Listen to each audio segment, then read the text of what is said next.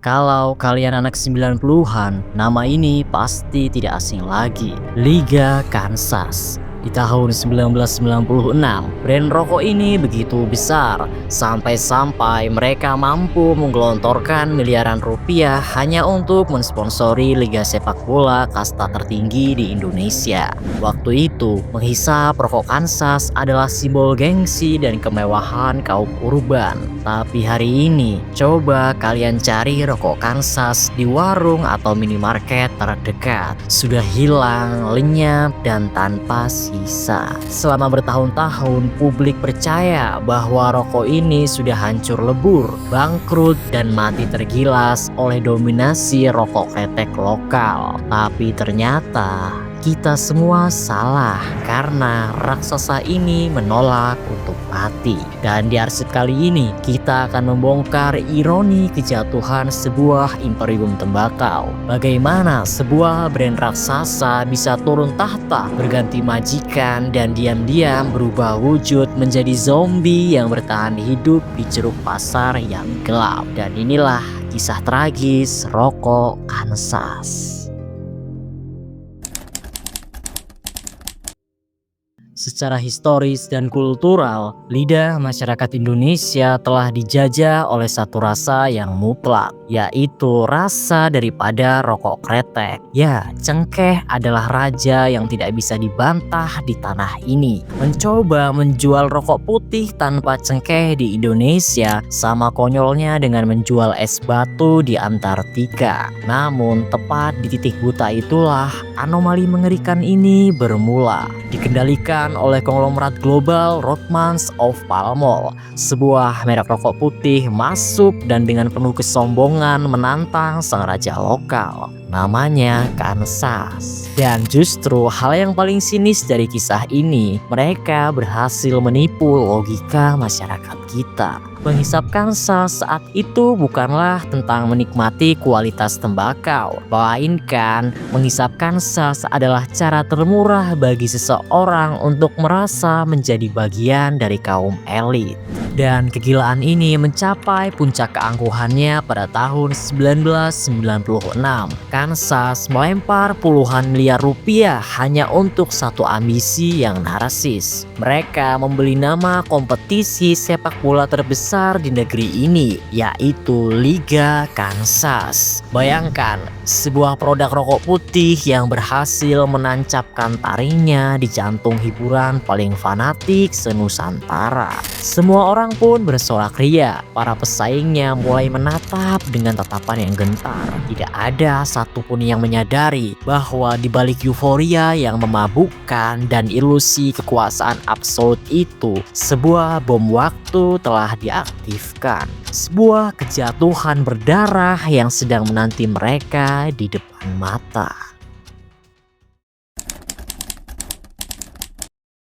Dalam dunia bisnis, ada sebuah istilah mematikan yang sering menjadi bumerang, yaitu too big to fail, terlalu besar untuk gagal. Dan inilah racun psikologis yang dicekokkan Kansas ke dalam pikiran masyarakat kita. Ketika Anda melihat sebuah merek mampu monopoli Liga Sepak Bola Nasional, mensponsori acara televisi pada jam tayang utama, otak Anda secara otomatis akan memanipulasi realita.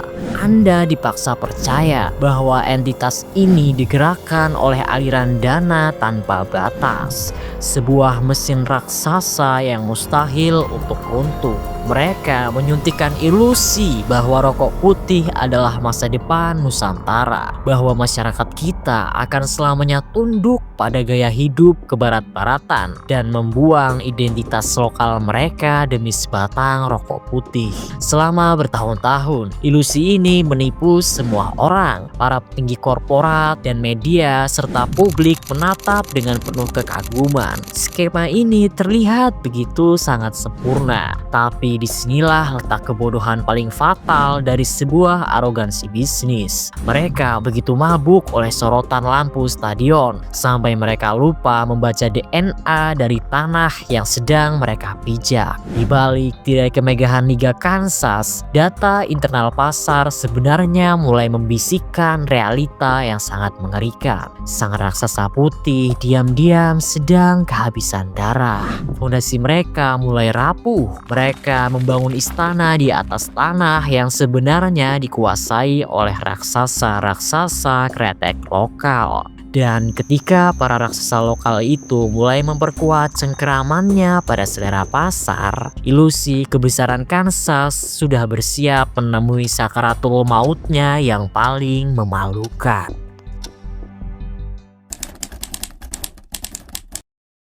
Realitas selalu memiliki cara yang kejam untuk menampar sebuah kesombongan. Ilusi yang dibangun Kansas perlahan membusuk dari dalam. Pasar Indonesia akhirnya tersadar dari hipnotis gaya hidup palsu tersebut. Kretek lokal kembali mengklaim tahtanya, mencekik ruang gerak rokok putih tanpa ampun.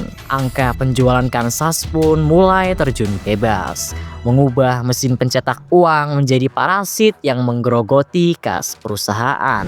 Tapi kejatuhan sesungguhnya baru saja akan dimulai. Karena di ruang rapat para elit korporat tidak ada tempat untuk bernostalgia. Kansas berubah dari anak emas menjadi pion cacat yang membebani papan catur. Mereka dilempar ke sana kemari bagaikan barang rongsokan. Dari tangan Rothmans kemudian diakuisisi oleh raksasa British American Tobacco, hingga akhirnya terlempar ke pangkuan bentol. Sampai pada satu titik sebuah keputusan paling sadis akhirnya dieksekusi. Produksi massal dihentikan total. Jalur distribusi diputus secara paksa. Sang raksasa putih ditarik dari peredaran tanpa sisa. Publik, media massa, dan para pesaing menelan mentah-mentah narasi ini. Sejarah pun mencatat bahwa Kansas telah bangkrut dan mati syahid di tanah yang salah. Namun ternyata itu semua hanyalah sebuah kebohongan publik yang dipercaya selama bertahun-tahun. Karena bagian paling manipulatif dari cerita ini adalah mereka tidak pernah bangkrut. Laporan kebangkrutan itu hanyalah kedok. Kansas tidak mati karena mereka menyerah. Sang raksasa sengaja ditenggelamkan agar mereka bisa bermutasi menjadi sesuatu yang sama sekali tidak pernah kita bayangkan. Sesuatu yang kini bernafas di dasar jurang. Selama bertahun-tahun kita dibodohi oleh sebuah narasi kepunahan massal yang dirancang begitu rapi. Tapi mari kita singkap realita yang sebenarnya terjadi. Keluarkan ponsel Anda sekarang. Menyelamlah ke sudut-sudut pasar gelap digital atau agen tembakau yang tersembunyi. Di sana Anda akan menemukan entitas yang selama ini Anda kira telah menjadi abu. Sang mantan raksasa Liga Kansas ternyata masih bernafas melalui wujud mutasinya yang bernama Kansas American Blend Bioven.